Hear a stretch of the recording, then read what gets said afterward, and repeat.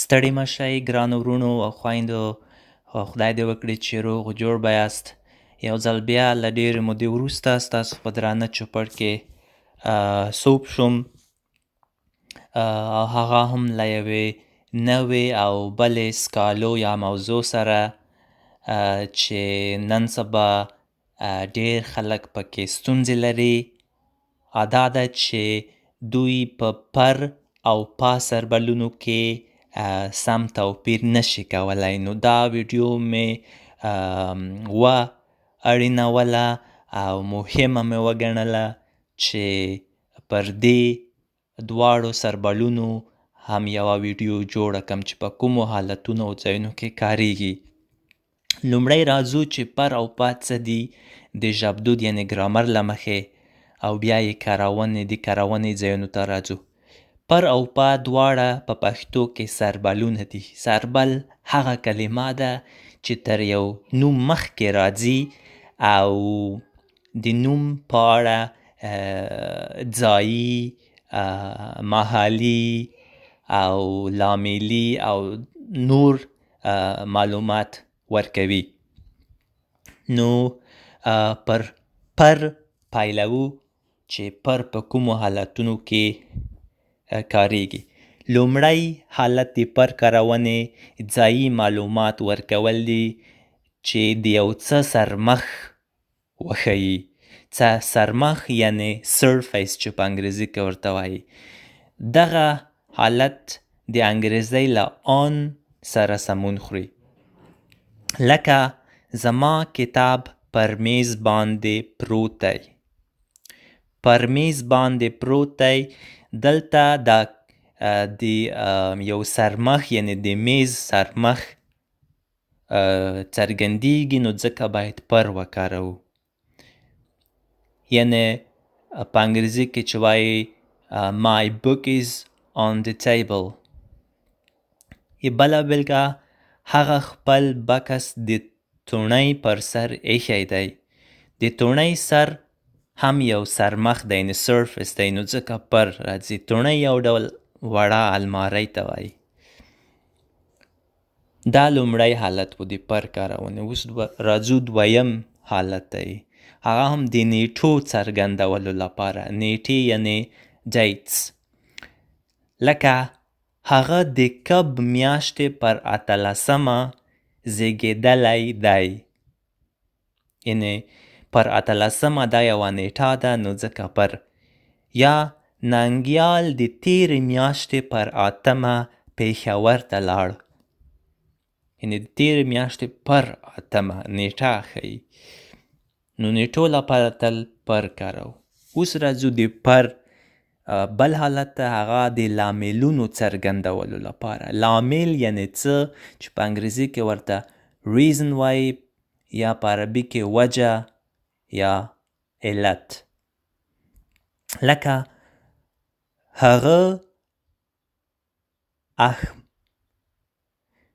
هغه احمد پر څه وواهه. دا یې پکې هسې رانه ورزیات شوی دی په بښنې سره. یعنې هغه احمد په کوم لامل یعنې په کومه وجه وواهه. نو د لامل څرګندولو لپاره یا وجه څرګندولو لپاره پر راځي. یعنې هغه احمد پر څه وواهه. یا بله بېلګه، زرین یې د غږ پر اوچتولو وواژه.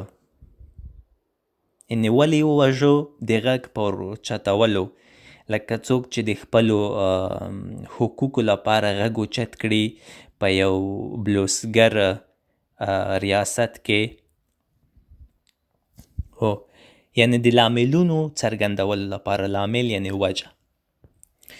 اوس راځو یو بل حالت ته د پر کارونې، هغه یو تړاو څرګندوي. تړاو چې په انګریزۍ کې ورته ریلیشن وایي.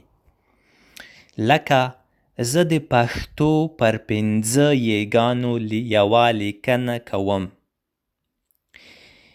یعنې د پښتو یګانو په اړه. یعنې د پر چې دی په اړه معنا ورکوي، یعنې about، یعنې تړاو ښیي. یا ستا اند پر دې څه دی، یعنې ستا اند په دې اړه څه دی. یعنی پر د په دې اړه همانیزی دی، یعنی یو هم معنا ورکوي. او همدارنګه پر په ځینو عباراتونو یا ویناګیو کې راځي، لکه د پر بنسټ، یعنی بنسټ د پر بنسټ یعنی د یو څه پر اساس، لکه د یوې بلګې پر بنسټ، یعنی on the basis of an example. یا پر مهال یعنی during چې په انګریزۍ کې ورته وایي. یا ورځ پر ورځ یعنی day by day. یا ګام پر ګام step by step. یا پر یو چا ویاړل یعنی to be proud of somebody. یا پر چا مینېدل یا ګرانېدل یعنی to fall in love with somebody. یا پر څه بوختېدل، بوخت یعنی مصروف، یعنی پر څه بوختېدل to be busy with something. یا to become or get busy with something. یا پر څه اخته کېدل همدا معنا ورکوي، لکه پر څه بوختېدل. په دغو ویناګیو یا عباراتونو کې هم تل پر کاروو. اوس راځو د پا کارونې ځایونو ته. لومړی حالت د پا دا دی چې پا د کې وستربل یعنی پاست پوزیشن په ملتیا یا بدرګه یو ځای څرګندوي. لکه زه په کور کې یم، زه چیرته یم؟ په کور کې. یعنی پا کې. ننګیال په ښار کې اوسیږي، په ښار کې.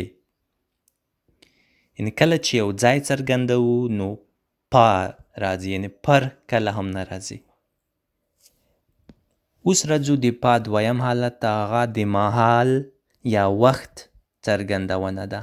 لکه زه په 2002 کال کې کابل ته راغلم. په 2002 کال کې یعنی دا مهال یا وخت دی، نو ځکه په کې. یا په تیره میاشت کې هغه کور ته لاړ. کله کور ته لاړ؟ په تیره میاشت کې، نو یو مهال یا وخت څرګند. یا زه په 3 بجو کور ته ځم. کله؟ په 3 بجو، یعنی یو مهال دی، وخت دی. اوس راځو د پا کارونې یو بل حالت ته، هغه دا دی چې دلته هم لکې وستربل سره د یو کتاب یا لیکنې یا د یوې ورځپاڼې یعنی نیوز پیپر یا د خبرونو یا یو درس موضوع یا منځپانګه څرګندوي.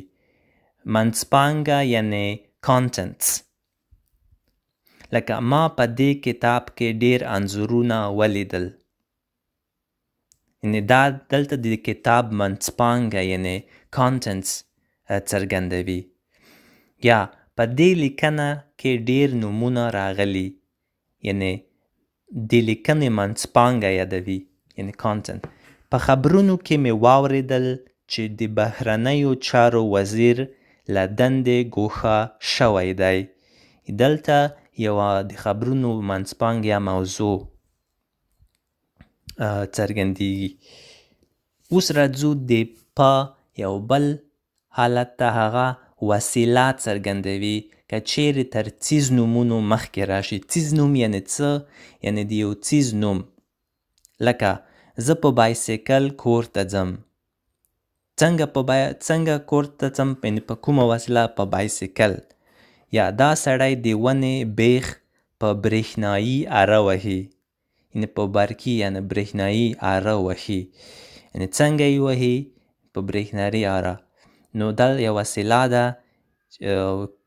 کله چې په یوه وسیله کې تر یو څیز نوم مخکې یو پا راځي. یعنی دلته بایسکل او برېښنایي اره چې دي دا څیز نومونه دي، یعنی د څیزونو نومونه دي. اوس راځو د پا یو بل حالت ته، هغه دا دی چې یو د څرنګوالي کړول یا قید چې په انګریزي کې ورته adverb of modality وایي په توګه کاریږي. لکه په تیزۍ سره. په تیزۍ سره یعنی څنګه؟ یعنی دا د یو څرنګوالي کړول یا adverb شو. یا په نرمه یا په نرمښت سره یا په سړه سینه، په خوښۍ یا خواشینۍ سره، په اسانۍ سره. یعنې کله چې په له یو ستاینوم یا نوم سره راشي او بیا سره ورسره راشي اکثر، دا یو د څرنګوالي کړول یعنې adverb of modality.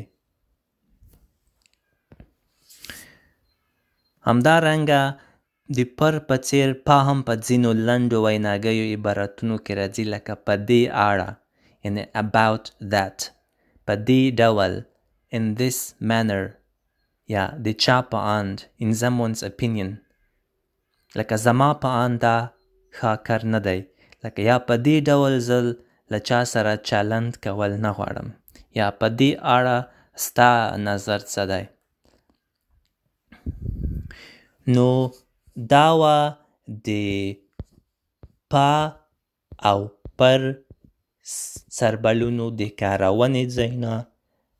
خدای دې وکړي چې دا ویډیو مو خوښه شوې وي او څه مو ترې زده کړي وي، او تر بلې ویډیو پورې په خدای سپارم، او د تل په څېر د مهربانۍ له مخې دغه ویډیو له نورو سره شریکه کړئ، او که چیرې تاسو دغه چینل ته نوي راغلي وئ نو دغه چینل خامخا سبسکرایب کړئ او نور ملګرو ته یې سپارښتنه وکړئ.